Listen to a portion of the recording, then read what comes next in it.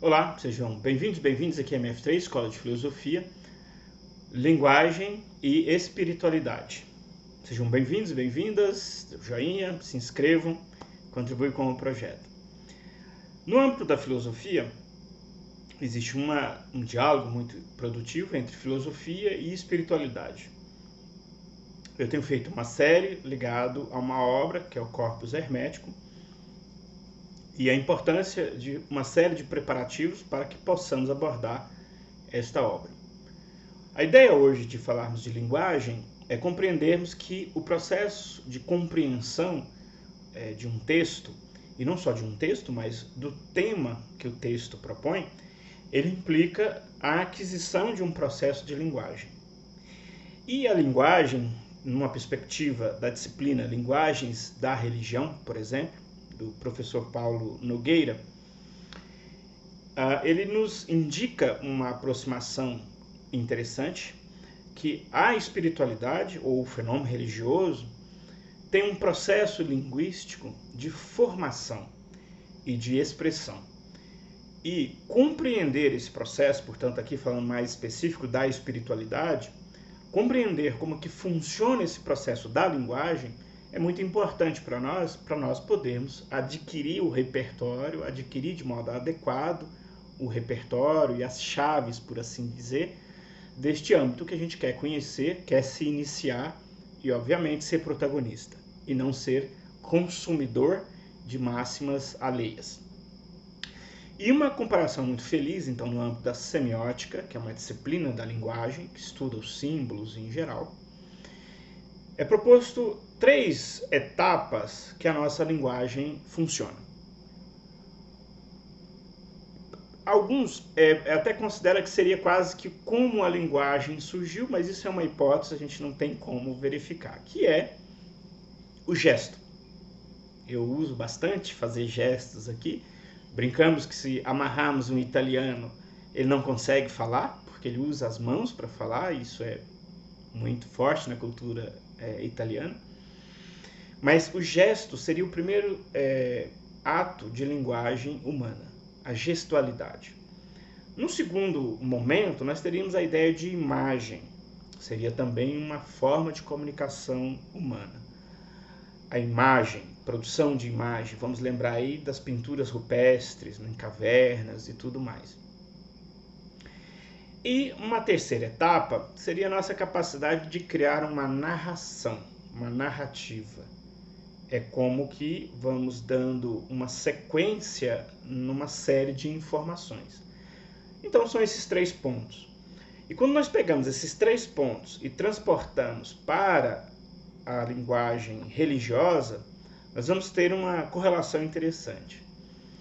Nós teríamos, portanto, para o gesto, nós vamos ter na tradição religiosa a ideia de rito, que é uma espécie de organização da gestualidade.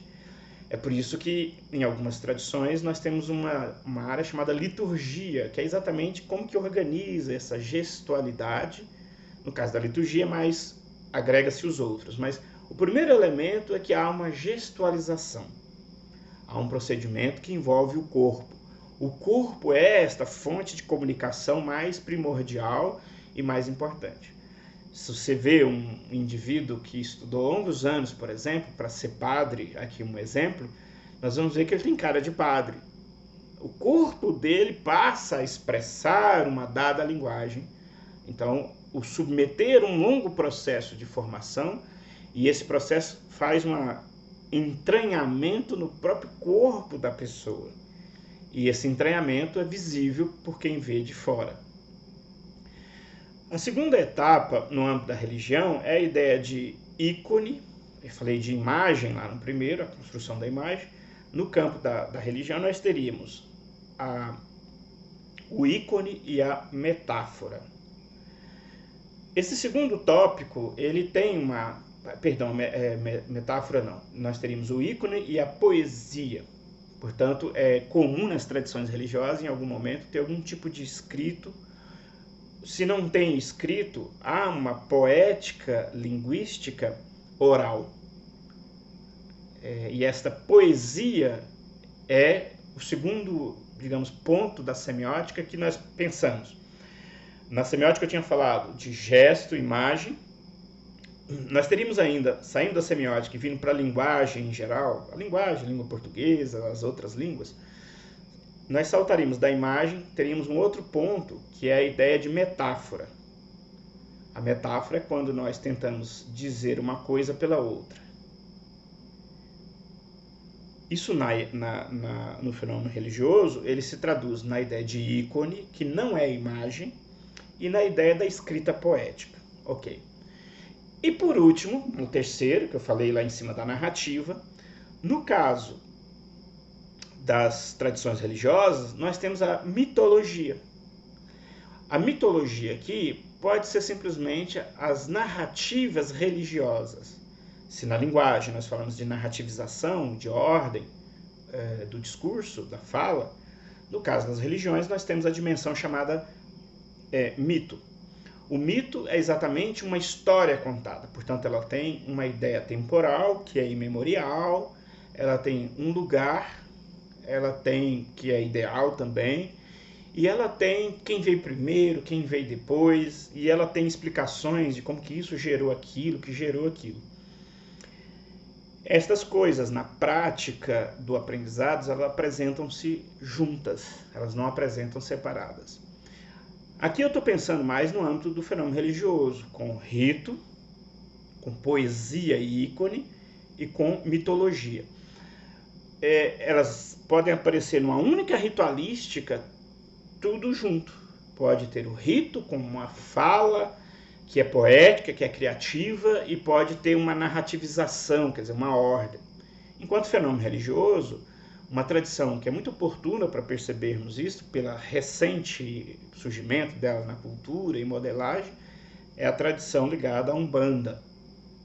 As tradições, como a tradição católica, por exemplo, também tem isso, mas acaba que é mais perceptível ao olho daquele que estudou durante muitos anos e etc.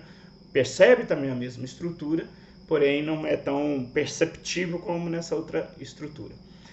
Portanto, conhecer o fenômeno religioso, conhecer a linguagem nessa perspectiva, pensando na espiritualidade, é entender que nós não vamos nos servir de um repertório, por exemplo, da espiritualidade, em torno, por exemplo, da obra de Hermes Trismegisto, sem uma criação de um ritual de estudo, ou seja, de um método, de um retorno ali com frequência, de uma espécie de hábito que aquilo tem que ser repetido várias vezes.